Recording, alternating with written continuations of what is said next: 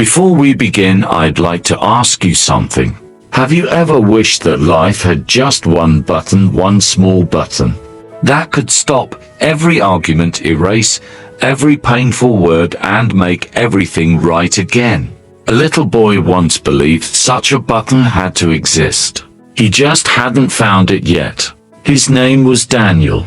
He was only 4 years old. His world was wonderfully simple. His father was the strongest man he had ever known. Every evening when work was over, his father would lift Daniel into his arms. Not because the boy couldn't walk, but because he loved feeling his father's heartbeat. Daniel would wrap both little arms around his father's neck, kiss his forehead, and laugh as though nothing bad could ever happen. His father always smiled, no matter how tired he was, no matter how heavy the day had been. The moment Daniel hugged him, the weight seemed to disappear. People often asked, "Why don't you use the stroller?" His father only smiled, "Because this is where he belongs." And Daniel agreed. Whenever his father tried to put him into the stroller, the little boy stretched out both arms again. He wanted to be close, as close as possible. Every day they returned to the same apartment building. Before entering, his father would hold him a little higher. "Your turn," he would say. Daniel proudly pressed the elevator button. A soft beep. The doors opened. His eyes sparkled. Inside the elevator, he pressed the button for the 8th floor. Another beep. The elevator quietly carried them home. When they reached their apartment, he proudly pressed the doorbell. The cheerful chime echoed through the hallway. His mother opened the door with a smile. To Daniel, every button in the world seemed magical. One button opened doors. Another lifted people into the sky of tall buildings. Another filled the house with music. Another turned on the television. Each little click changed something. Each button made the world move. There was one button he loved more than any other. The tiny pearl button on his mother's blouse. Whenever he gently touched it, his mother would laugh, lift him into her arms, and hold him close. In Daniel's heart, even that little button seemed magical. It always brought warmth. It always brought love. As the years passed, Daniel became certain of one thing. Every problem had a button. You only had to find it. But one quiet evening, for the first time in his life, he discovered that some things never changed, no matter how many buttons you pressed. That evening, Daniel was sitting quietly on the living room floor. He was building a little house from wooden blocks. At first, he heard only whispers. His parents were talking behind the kitchen door. Then the whispers became louder. Soon they weren't talking anymore.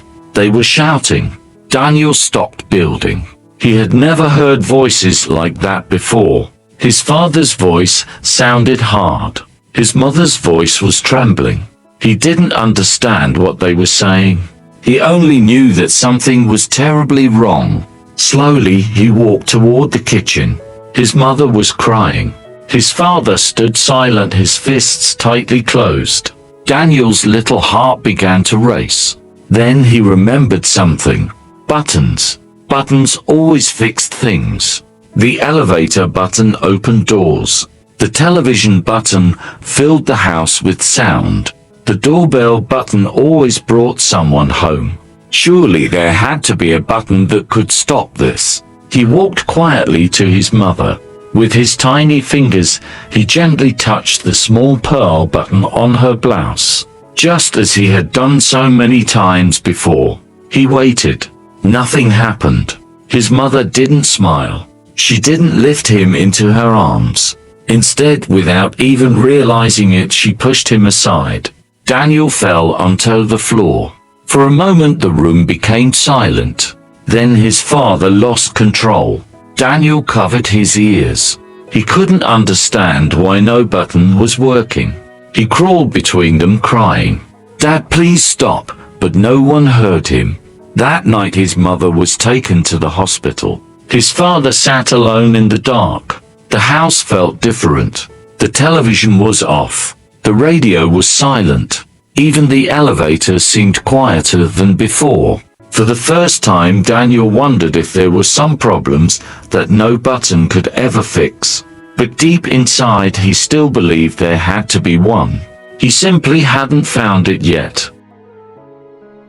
After that night, nothing was ever the same. His mother returned home, but she was different. She smiled less. She spoke less. Sometimes she simply stared out the window for a very long time. His father began coming home later and later. Some nights he never came home at all. The little boy waited beside the window, listening carefully for the sound of the doorbell. Every time it rang, his heart jumped. Maybe Dad is home. Sometimes he was. Sometimes it was someone else. As the years passed, Daniel stopped pressing buttons just for fun. Every sound they made reminded him of something he wanted to forget.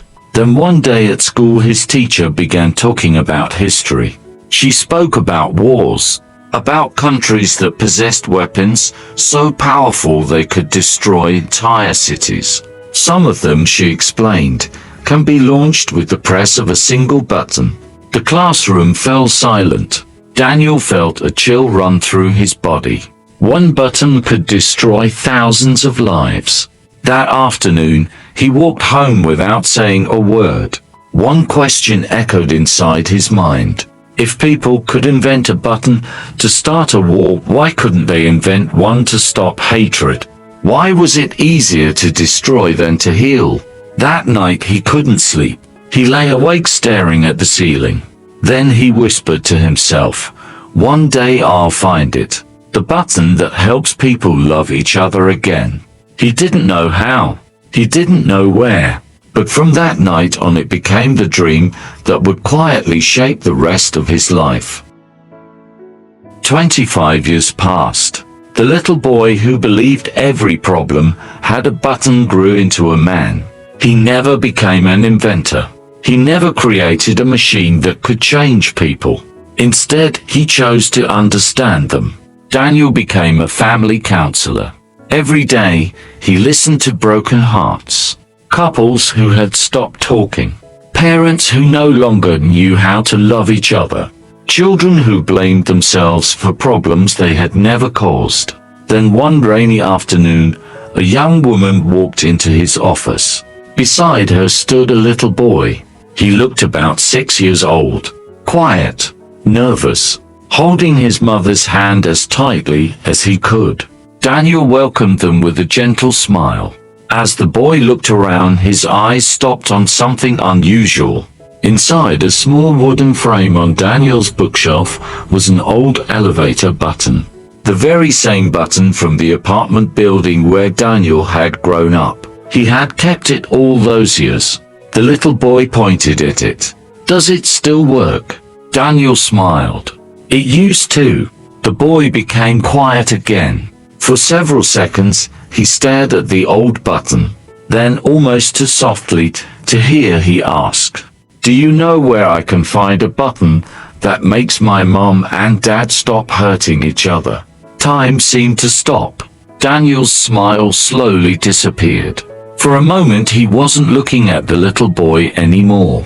He was looking at himself, 4 years old, safe in his father's arms, pressing elevator buttons, touching the tiny pearl button on his mother's blouse, believing every problem could be fixed. Then, remembering the night nothing worked, he slowly knelt until he was eye to eye with the little boy. "I searched for that button for many years." The child whispered, "Did you find it?" Daniel looked at the old elevator button one last time. Then he quietly answered, "No, it doesn't exist." The little boy lowered his head. Daniel gently placed one hand over the child's heart. "But I found something even more powerful." The little boy looked up again. Daniel smiled. "The world doesn't change when someone presses a button. It changes when one person chooses kindness instead of anger. When someone chooses forgiveness instead of revenge. When someone chooses love even after being hurt, he gently tapped the little boy's chest. The only button that can truly change a life is hidden right here. The little boy didn't say a word, but for the first time since entering the room he smiled. A small smile. Yet somehow it filled the whole room. As they walked away, Daniel remained standing by the window. Rain still covered the glass. He looked at his own reflection and quietly whispered, "Maybe I was looking in the wrong place all along." Before we close tonight's story, I'd like to leave you with one question. If there really were one button that could erase every painful word, every broken relationship, every moment of anger, would you press it?